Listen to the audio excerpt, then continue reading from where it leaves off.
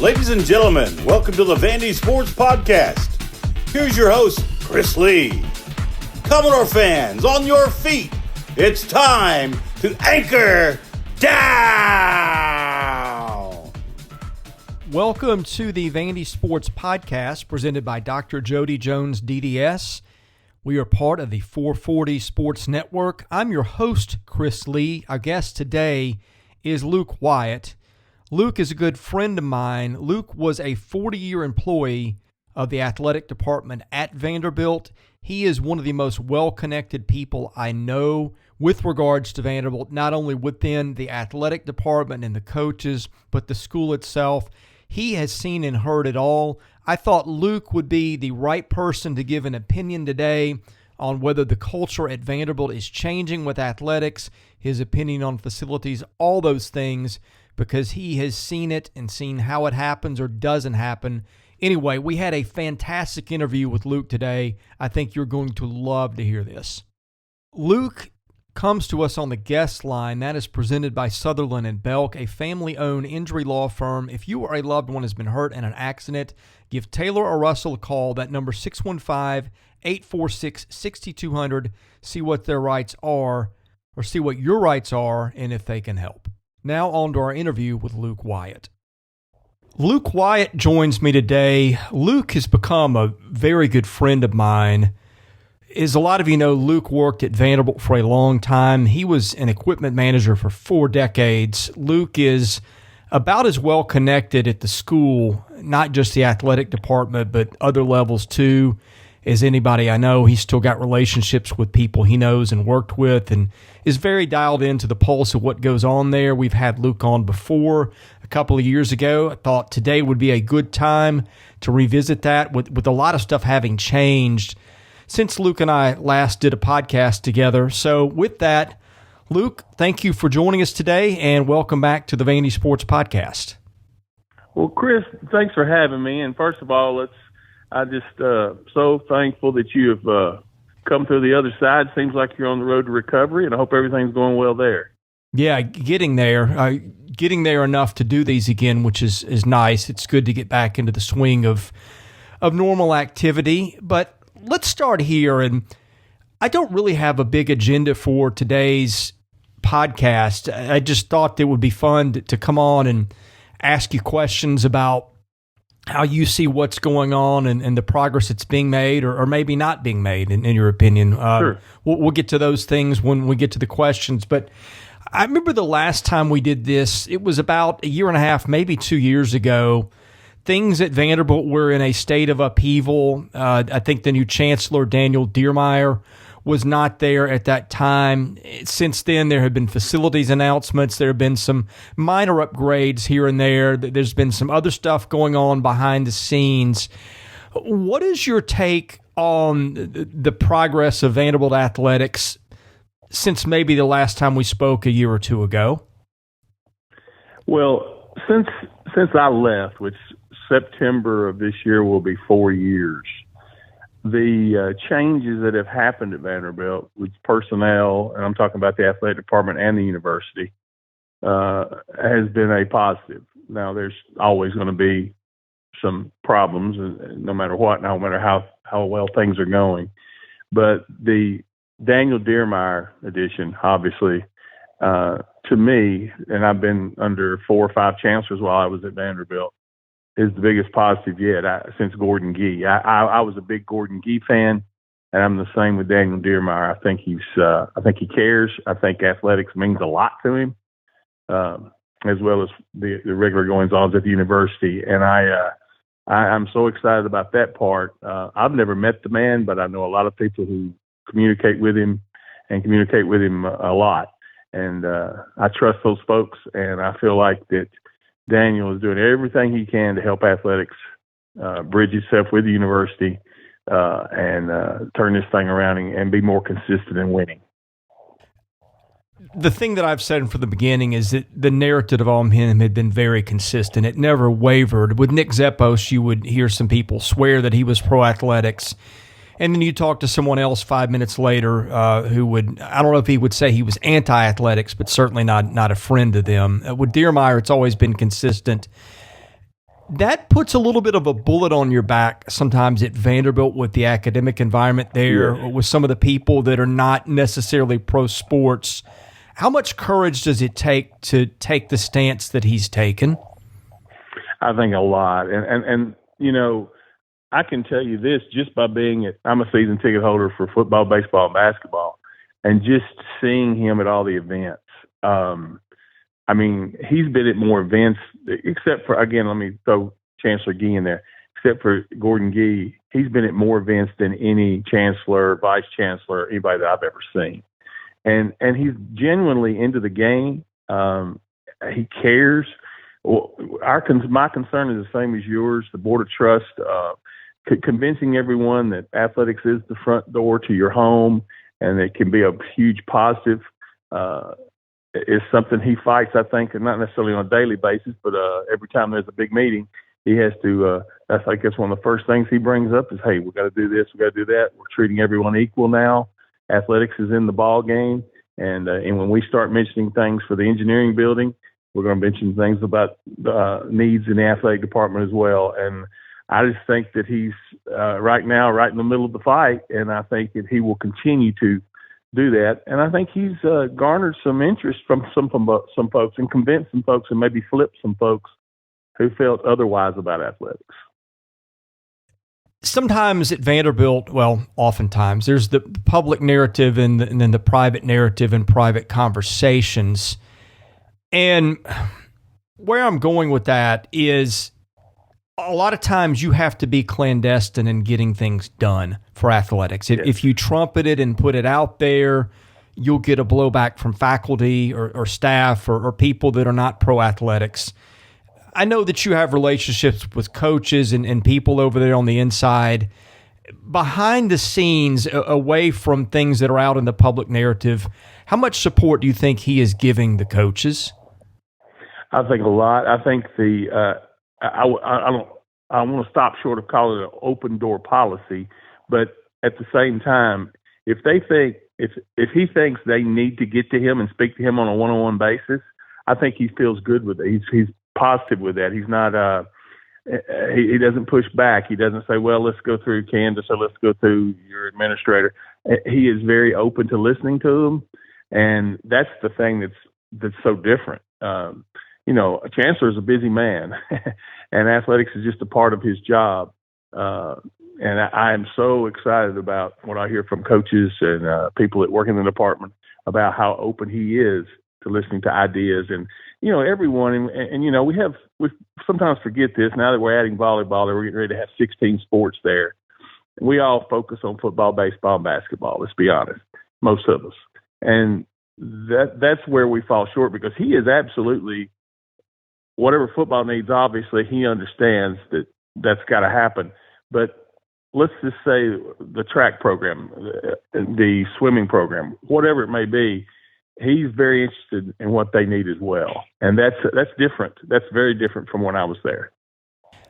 I'm going to put you on the spot here a little bit, and if it's not a safe question for you to answer, then feel free to decline. But I don't know if you have examples that you can share with what he's done. Sometimes those are tricky because if you give a specific example, it burns a particular individual. But I'm just curious if you have anything that you can share of substance that might lend some color to the answer you just went through.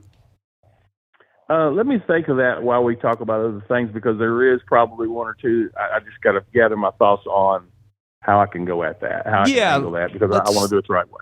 Let's keep that in the background. And then I can come to it. Well, and trust me, I've got plenty of things. We'll probably go about an hour today, but sure. Facilities, of course, we don't know all the specifics yet. I think that after talking with Candace Lee yesterday, at the media availability, which you can see the full transcript of that or the full video of that minus about the first 30 seconds when yours truly forgot to or thought he had hit the record button and had not. So my apologies there. You can see 98% of what she said. Okay.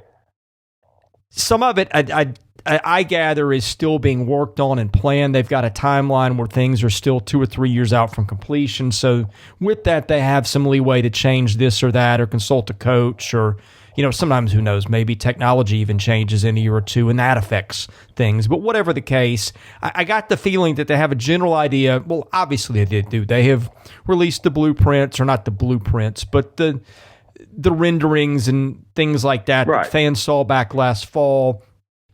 You talk to people, I talk to people, your specifics. With that, what is your take on all that they are going to be building for football and basketball and other sports? Is that adequate? Where is it lacking? Is it not lacking? I'm just curious to hear what you think about what we know and maybe some insight on the parts that we don't. Well, I think there's a couple of things I want to speak about here. First of all, the standpoint of, I have someone close to me in my family who is an engineer, and he's a neutral observer. In other words, he doesn't care about athletics so much as Vanderbilt or whatever. So he could tell me from a standpoint of, okay, when we're getting to build something at Vanderbilt University, how does that work? And he told me, he said, you have to understand the city itself controls a lot of that. In other words, delays and so forth, even though it looks like that's Vanderbilt's fault, sometimes it's not. Sometimes it's the city, sometimes it's campus planning that's, got some issues, whatever. So that part of it, always wanting to blame Vanderbilt. Why isn't it built? Always pushing the envelope. Yeah, you said you're going to do it, but you're not doing it. There's always some reasons for that. And I know in the past there's been deception there. I don't think that's the case this time. What I do believe is when it does happen, and I truly believe it's going to happen as long as Daniel Diermeier stays at Vanderbilt, I think the facilities there won't be the shortcuts. I can remember when we built Hawkins Field, and there was just little things that fell through the crack that would drive you crazy from a standpoint of, you build something, you got to have a budget for maintenance and that type of thing. There's just little things that fell through the crack. I don't think that will happen this time. I think they are covering themselves to where these facilities will be not only adequate, but very nice. They're never going to be Alabama's, Tennessee's, Florida's. That's not going to happen. So if you're a Vanderbilt fan and you think that's going to happen, forget about it. However, because we're landlocked, everything we do has to go up. I think you're going to see more second and third and fourth stories of buildings and things going up instead of out. But there's just nowhere else to go, as you know. So that part of it takes more time when you're building like that, is what I'm told. But I feel very confident in what's going to happen. I'll be an old man when it all gets complete, but that's okay. At least you got to start somewhere. And even though they've been late in getting to the game, I think this time around we're going to be all of us will be very pleased. Well, sometimes a lot has been made of what Malcolm Turner had planned, and I think what they're doing seems to be towards the low end of what he had. There was figures of anywhere from $800 million to $1 billion of things. But to be honest, what they're doing looks pretty nice to me. And I wonder sometimes, is there diminishing returns on, and I'm not defending the school here. You know me, I don't do that. Right, I'm just trying to have an honest conversation. I'm just curious. I guess a lot of what Malcolm wanted to do, a new memorial gym, was on the table. The reason for that was because so much there is outdated. It just is very expensive to fix. I don't think that building has the appeal to recruits maybe and to other people that does people that have grown up in that gym and spent decades there. I mean, it is a special place. I'm not discounting that, but I'm just saying I'm not sure that everybody shares that opinion. I mean, there are different ways that you could have jacked the cost up of things a couple $100 million easily. Again, building of completely new facilities would be at the top of the list. Here's what I'm getting at. What they are doing compared to what they could have done, I do wonder sometimes, because again, what they're doing looks nice and I think is mostly going to meet their needs. I'm wondering how much of what would have been done would have been diminishing returns on the extra million spent, if that all makes sense. Well, I think it'd be like shopping for a diamond ring for your wife. If your wife's going to want the biggest carrot, possibly the more Bugs Bunnies, the better. I think we're going to have a nice, beautiful facility in all areas. But it being Kardashian diamond, so to speak. It's not going to do that. It's not going to be that.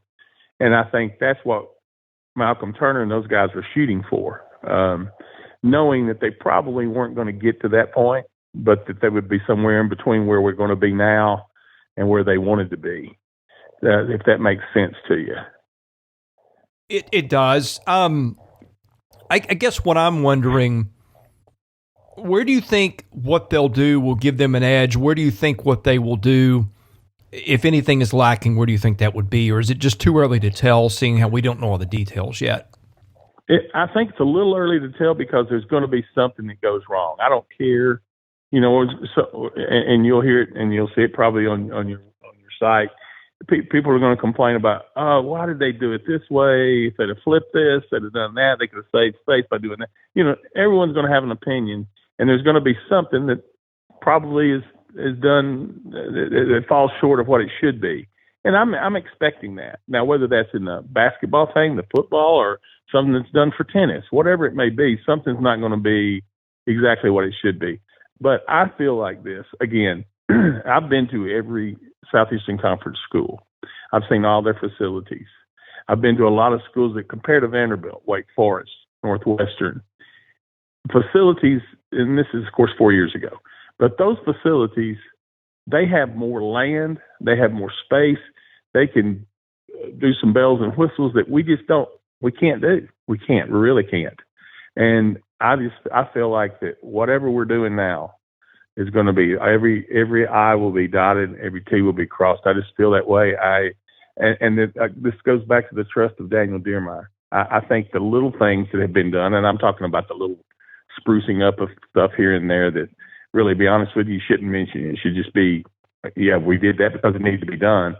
I think even those things have been done better than before, if that makes sense. It does. Let me ask you, if I had been having this conversation with you 4 or 5 years ago, and I had said, okay, they're going to do this, and this, and all the things that are laid out on the table before us, what would you have said? Well, I'll tell you what I would have said. I would refer to you to the great John Rich. John Rich, who, God love him, gave his life and a lot to Vanderbilt University. But some of his friends who he used to have a little breakfast club with used to tell him, John, why do you keep pouring money into that place? Are you a jello head? You're not getting anything in return. They're lying to you. They're not going to ever do this. I would have been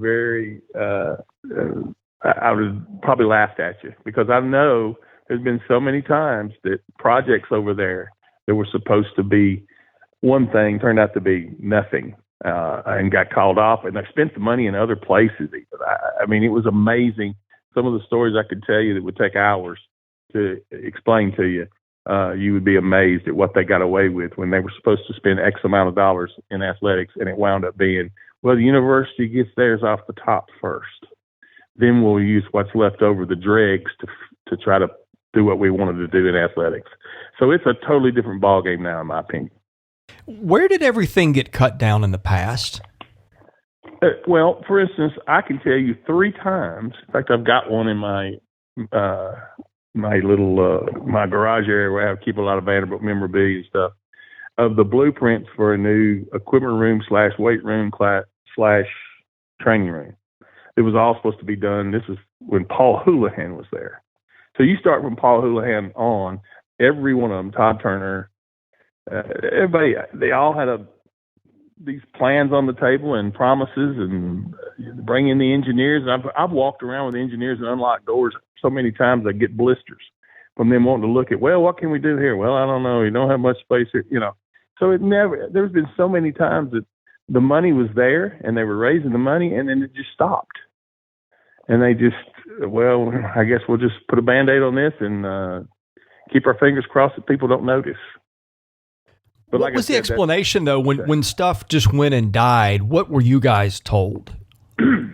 Well, and I don't want to say this person's name because they might not want me to, but there was one, I don't know if it's him only, it may have been his son as well, that had given X amount of dollars to the weight room and to a hallway in the athletics. I think you probably know who I'm talking about. But anyway, he gave X amount of dollars, was promised, here's what's going to happen with that. We're going to also put money, we're going to match that money to put with yours to make it, look fantastic. Well, what they did, they just took his money and used what they could of his money and never put any of their own money into it. So that's what happened. Yeah. And, But I mean, what do you do if you're this person? You're still a huge fan. You had family that played at Vanderbilt. You love Vanderbilt. What do you do? What's your next thing? Well, okay, I'm not giving again. And I think that's something, Chris, that I want to touch on. I think that had become such a big problem coming back to people, except for John Ingram, of course, coming back to people saying, can you help us again with this project? They're like, no, I got burned on the last one. I'm not helping you anymore. I think there were a lot of one-time people that helped, and they wound up getting burned, so they didn't come back and give. They remain Vanderbilt fans, but they didn't give their resources or their money. This season of the Vandy Sports Podcast has been made possible by my friend Dr. Jody Jones, DDS. When it comes to general or cosmetic dentistry services, Jody is the best in Nashville. Just check out his client list. It testifies to that. He sees movie stars, music stars, athletes, coaches, you name it. Jody is the dentist of choice for stars in Nashville, but he sees regular folks like you and I as well. What people love about Jody's office is the ambiance. It's relaxing, it's friendly. Someone described it to me as a tooth spa. Whether your needs are general or cosmetic, go see Jody today. Call him 615-270-2322. See him at 55 Music Square East, not far from downtown or the Vanderbilt campus. Jody is a former Vanderbilt football player and a huge Commodore booster, so go and talk Vandy sports with him while you're there. Go see Jody Jones today. Thank him for his support of this podcast, because without it, this season would not be possible. When stuff just went to die and just disappeared, did you guys get an explanation? Did you find out where it got cut down? What were the things that you learned, or did it just go away and everybody acted like it never happened? Well, people that I knew that worked in the chancellor's office. This is not this chancellor, obviously, and this is not. I'm trying to think of who was chancellor. Starting with Joe Wyatt, and then a little bit after that, people that I know that were very close and worked in that building told me, "Look, the university has got us with our arm tied behind our back. We're not going to get. They're going to take money off anything that went to athletics. The university got. It's like they took a big chunk. It's almost like the mafia." They got what they wanted and left you with what they decided they wanted to leave you, and that's the way athletics was. Chris, I think I mentioned this on the podcast 4 years ago. Unbelievably, now think about this: when Eddie Fogler, you remember that Fogler thing that took place back in the '90s, he was having to pay a fee to use Memorial Gym for camps. Think about that. Wow. So things like that no other university, and again, I go back to Wake Forest, and Northwestern, Georgia Tech. When I told my cohorts about that, they're like, "No, I've never heard of that. What do you mean he had to pay rent out of his own camp fees to use Memorial Gym?" But it was true, and stuff like that went on. It was a lot of little things that added up to a big thing. That's what happened, and that's why we lost some good coaches along the way as well. I'm going to get back to the looking forward part, but I do think this is interesting just to realize the culture and what it's been and how it changes. Someone explained to me a couple of years back, because I could never make sense. I would get told stuff by people who would know this is going to happen, you can bank on it, and then 5 years later, nothing. And it just it was so frustrating covering this.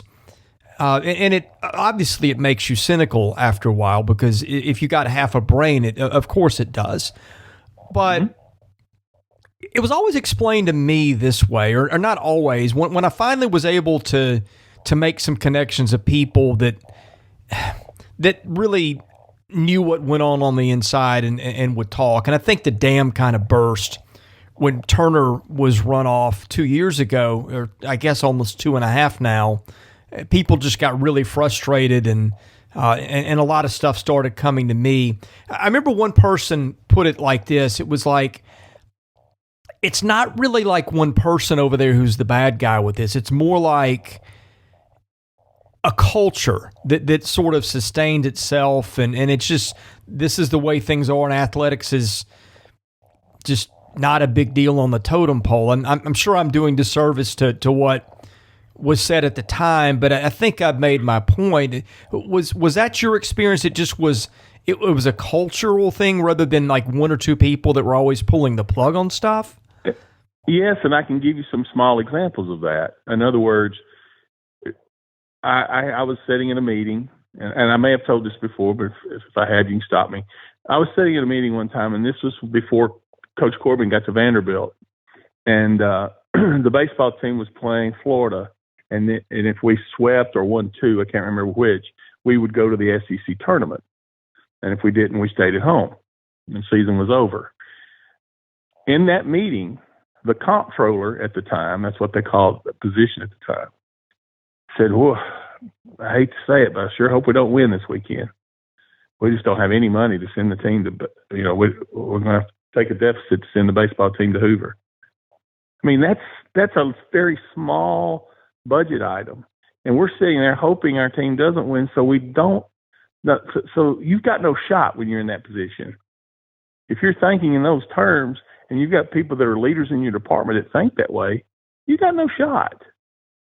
So if it's happening on that small of a scale, think of what's being said on campus.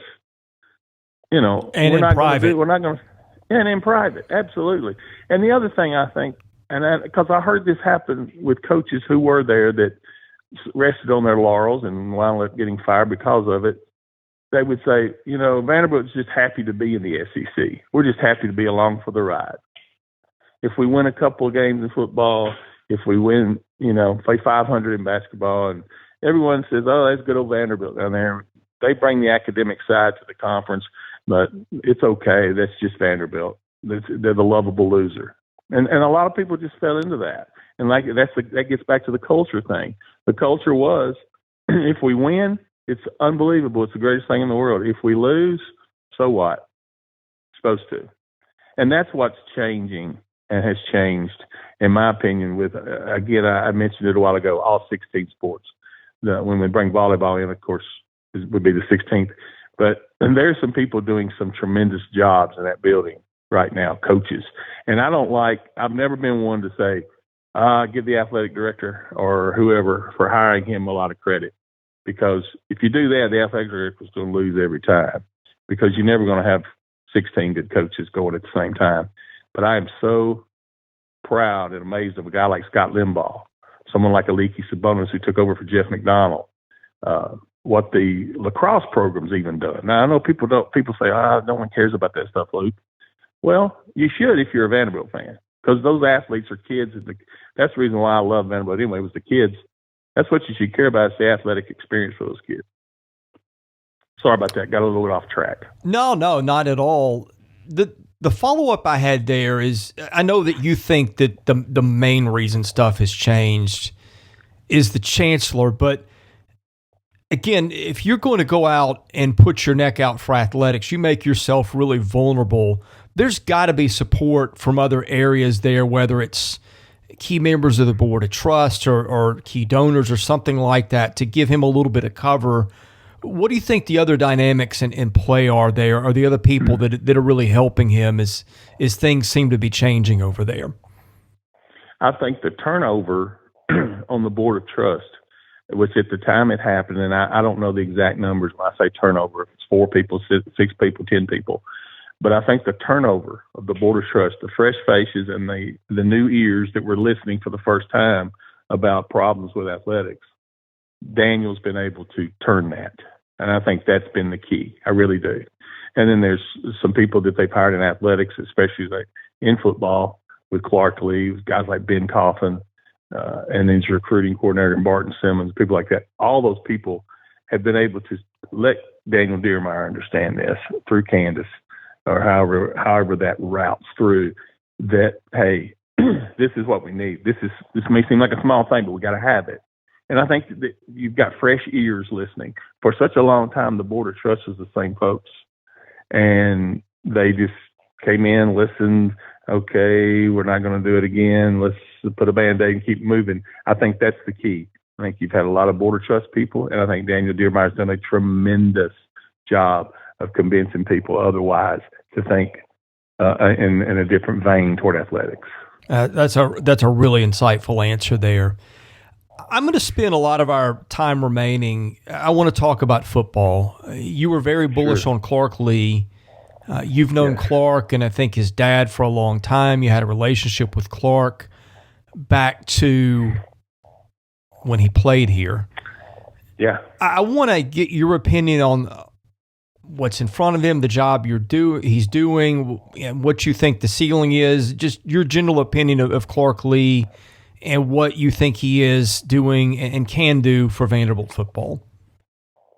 Well, and I'm not speaking for Clark, so if Clark hears this, Clark understand. I'm just telling you my opinion on something. One of the best things he's done, one of the greatest things he's done, is repaired some broken bridges, some burned bridges. He is, I don't know that when he got here, I know he knew the football program was in tough shape, but I don't think he realized just how much ancillary stuff was going on with former employees, former players, that he had to repair. He had a lot of friends that were telling him stuff, but he didn't know it until he got here. In my opinion, that's the first thing he's done an incredible job with. Secondly, he surrounded himself with some of the best people he could. And I'm not just talking about the Vandy kids. Obviously, Norval McKenzie, Earl Bennett, Javon Hay, people like that. But Barton Simmons, bringing Barton Simmons in. I know recruiting isn't an exact science, but I can tell you, because I've been with the other 11 coaches that have been here, the approach he has in recruiting is probably better than anybody's that's been at Vanderbilt. I will say that. It's just the approach. Now, how that turns out in this day and age with NIL and being able to transfer and jump up and leave because you got mad at the coach one day, all that crap, I don't know how that will be handled, and I don't know that he does. But I'm just so proud of what he's done, and I know what kind of person he is. I know Dr. Lea, his dad's, just a classy guy, and that matters. People say, it don't matter. You got to win. You know what? You got to start somewhere, and you better start with a good person with good character that cares about Vanderbilt and the university and those kids. That has to be the first thing. James Franklin won at Vanderbilt, and he made everybody happy for 3 years. But what James Franklin did was like a tornado. He come through, did a tremendous job of working, turned it around. We won games with some of Bobby Johnson's players and some of what he did. He's a great motivator and all that. But he wasn't going to be here for the long term no matter what. Didn't matter whether he won or lost. He was going to be gone. That's not the fate with Clark Lea. And I don't think, people say, it's going to take 10 years to turn it around. Well, it may take 5, and that's fine. But once you get there, it's almost like what Corbs did. Once you get there, you're going to be happy with where you're at, and you don't have a guy who's going to jump ship. That's the other thing. But you're going to be hard pressed to find anything negative about Clark Lea, in my opinion.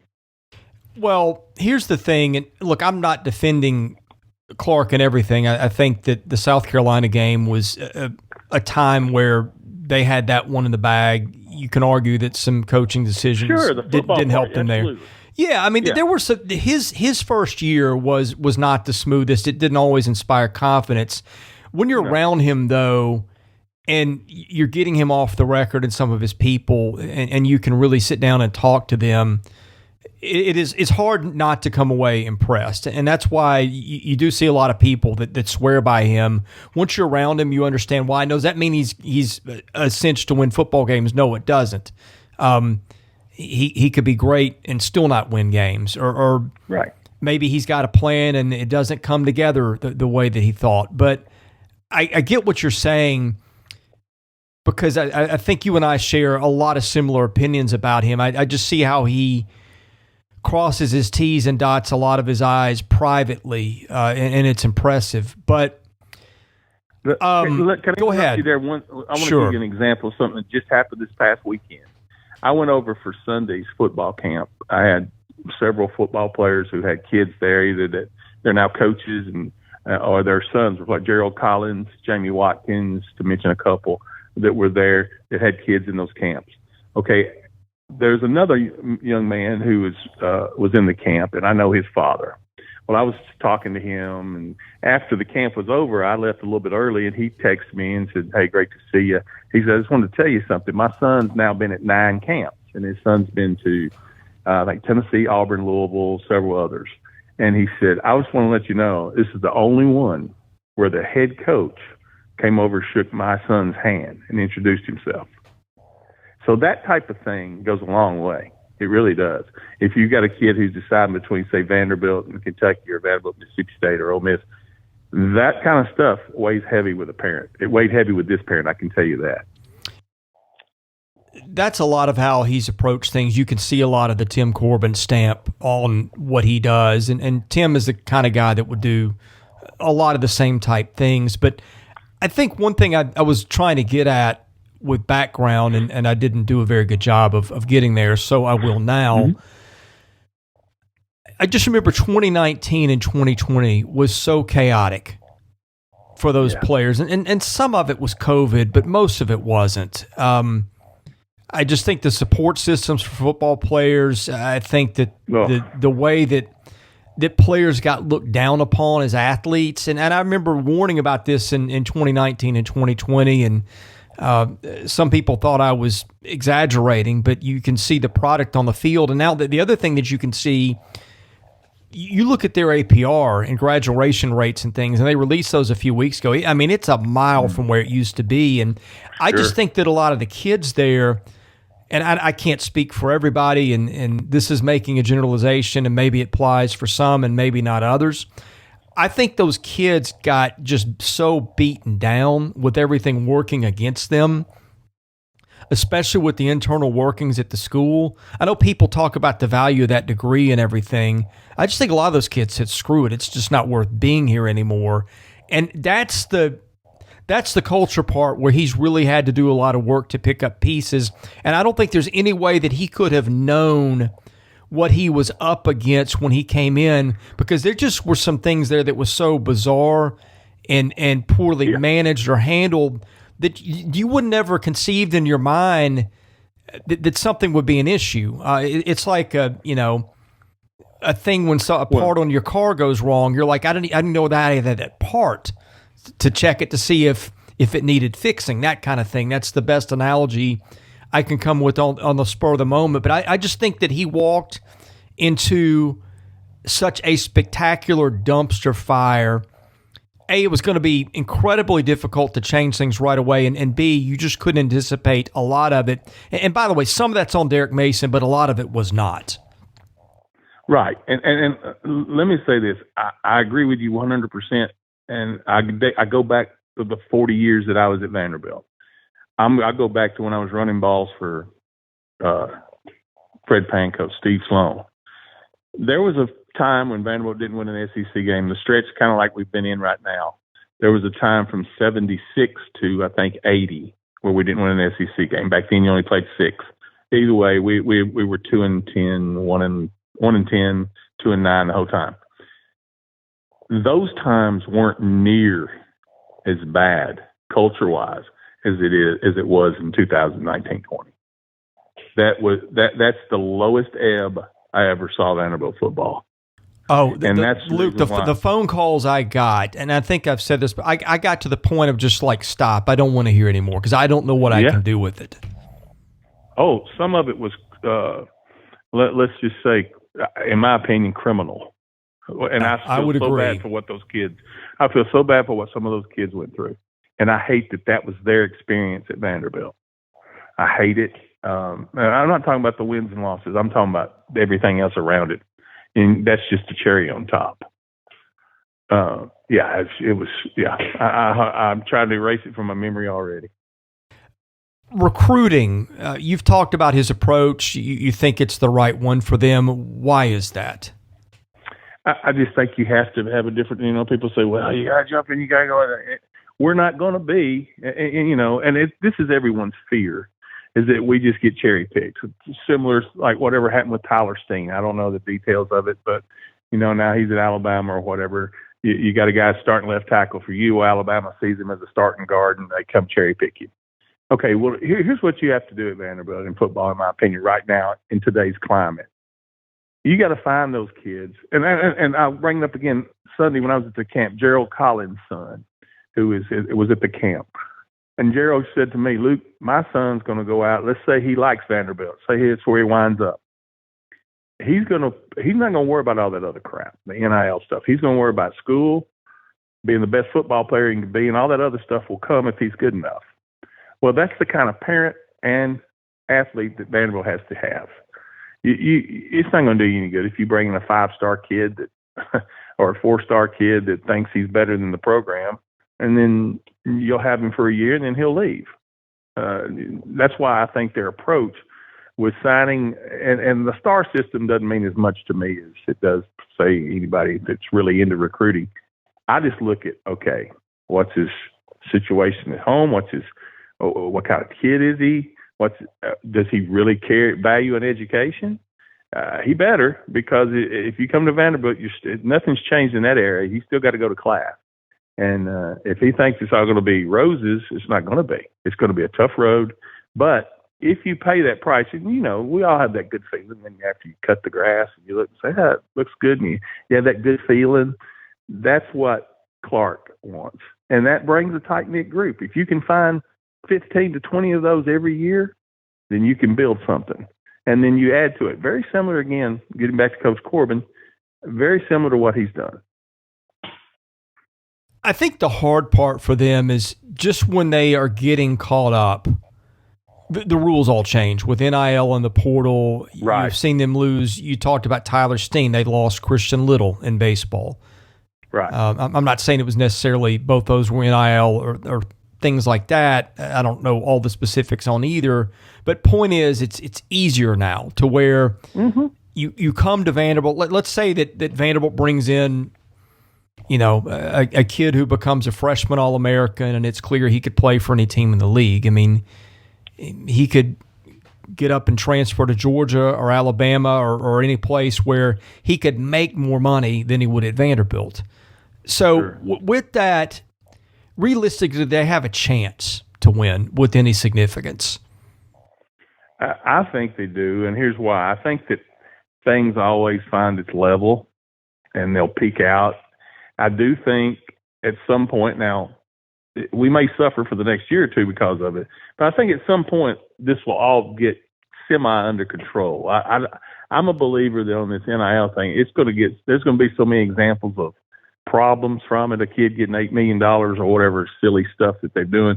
I think there's going to be some parameters put on it that will level things out. Right now, we're playing a game and we don't even know what the rules are.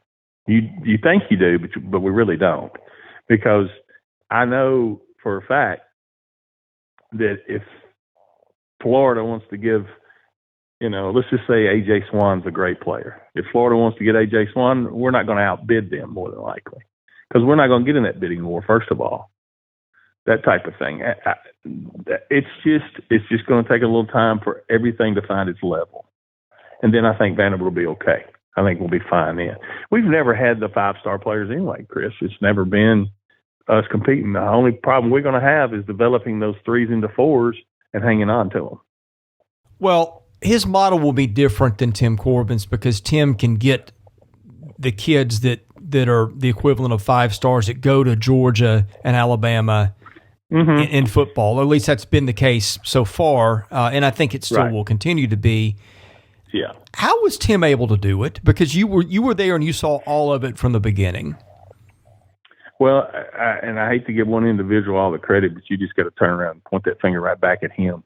The work that he put in with Charles Hawkins and other people he found those few, Mr. Harris and all those baseball guys that there were some, believe it or not, some Vandy baseball fans that had some financial well-doings and could help him. He really ingratiated them, brought them in, thanked them for all the support they'd given before he'd gotten there, and built relationships. And Tim we talk about it all the time.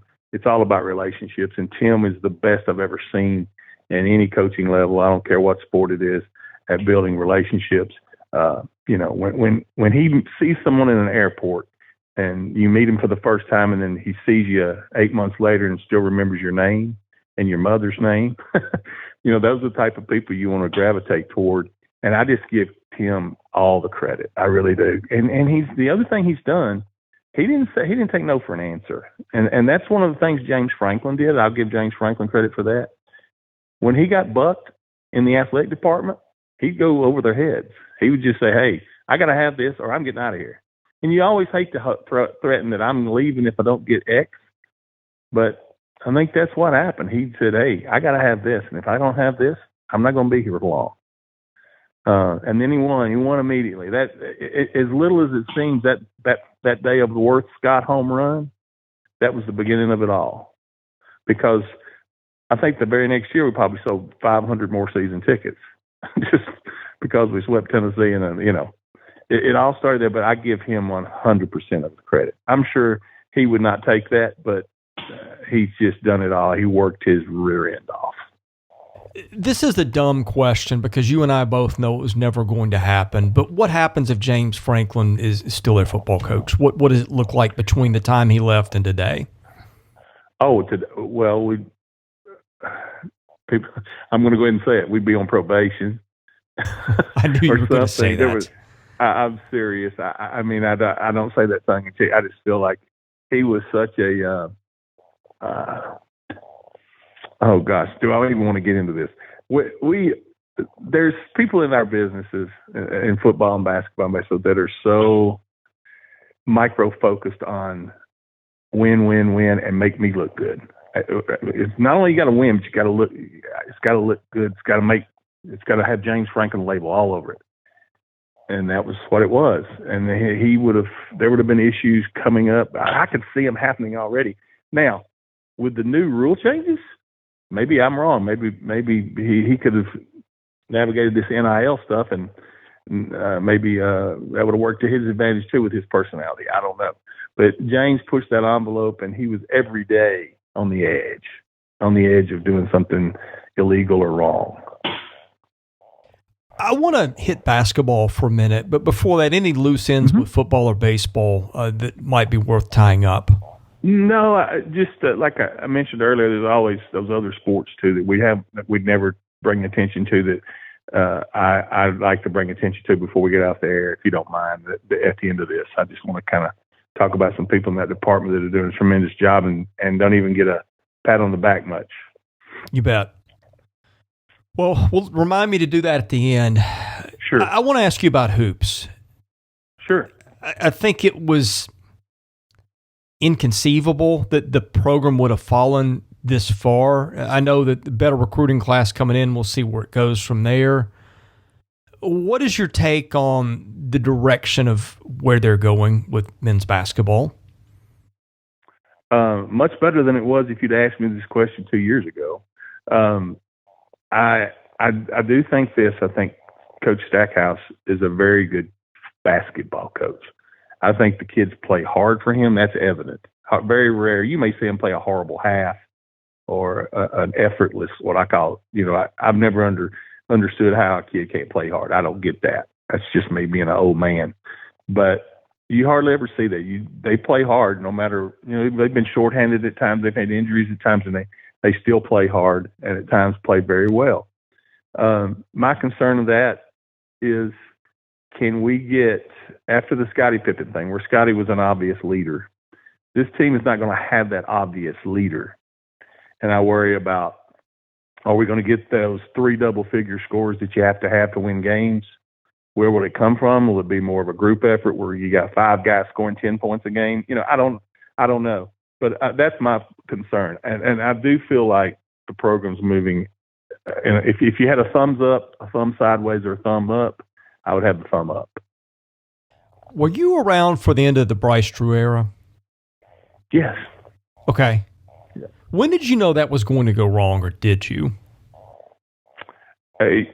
Well, from what I was told, and again, I had no personal relationship with Bryce except, hello, how are you doing? Have a great day.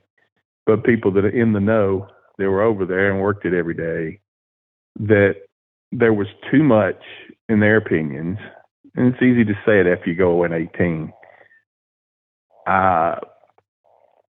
a high schoolish approach. And I don't mean that to be mean or demeaning.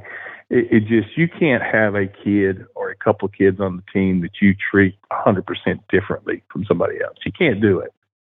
You can't get playing time just because someone was supposed to be a great player. The other kids will quit on you so quick and make your head spin. And I think a lot of that happened. I really do. I think there were some people on the team that felt like, it doesn't matter what I do, I'm not playing, or I'm not getting the minutes I should. And I think that he backed himself into a corner, didn't have many people in his corner, had a couple of guys maybe in his corner, but not many. And then once you do that and you go to work every day and you're stressed about everything you do, I think Bryce got so stressed that he couldn't even function. Yeah. All right, let's finish this up here. I know you had some loose ends, I guess some shout-outs, for lack of a better term, that you wanted to give, maybe some other sports. So I'm going to give you the floor to do that before we end the show today. Yeah, and again, I mentioned it earlier, we all focus on basketball, baseball, football for the most part, but there are some people doing some great jobs over there that I know personally, and I know people that work with them personally. What Shea Ralph is doing with women's basketball, just keep your eyes open. That's again, if I'm giving you a little chart with a thumbs down, thumbs sideways, a thumbs up, there's a thumbs up there. There's a thumbs up, obviously, in golf. I'm sure you even followed some, even though you're going through a lot. What that golf program has done in the last 4 or 5 years is amazing. You know, they haven't won the national title. They've been around the doorstep. But what Scott and Gator Todd do, Scott Limbaugh and Gator Todd do with that men's program, tremendous. The hours they put in, the work they put in, and they have the best golfer in the country, in my opinion, that kid, Gordon Sargent. Women's golf as well, with Greg Allen and Berger. All these are thumbs up. So, you know, when we look at the football situation, it is what it is right now. But of those other sports, there's so many people doing a great job. Lacrosse, soccer is going to be consistently good. They had a down year last year, but they're going to be consistently do a great job. I just wish, and I hope that everyone understands, we should celebrate those guys as well, even when we're focusing on the bigger sports or larger sports, whatever you want to call it, revenue sports. And give those folks credit because they're working just as hard. They really are. Hey, Luke, had a phenomenal time doing this with you. I think it was very insightful. Thanks for joining us, and maybe we'll find occasion to do one of these again. I'd love to, Chris, and I'm so happy for you that you're on your way back to 100% good health, and anything I ever do for you, let me know, and let's go to lunch real soon. Thank you, my friend. We'll get there. See you, buddy. Thank you for listening to today's episode. We thank our presenting sponsor, Jody Jones DDS. We thank our other sponsors, Sutherland and Belk and MyPerfectFranchise.net. If you're interested in sponsoring this podcast, and that's how we make this work, please email me at chrisley70@gmail.com. We also ask that you subscribe to our website, vandysports.com. That is $99 a year. You get things there that you don't get here. And of course, please rate, review, and subscribe where you see our podcast. That helps us get noticed. Be sure to follow us on Twitter at vandysports.com. Follow me at chrisley70. And finally, subscribe to our Vandy Sports YouTube channel as well. Thank you for listening to the Vandy Sports Podcast, which is part of the 440 Network. I'm your host, Chris Lee. We'll catch you with another episode coming very soon.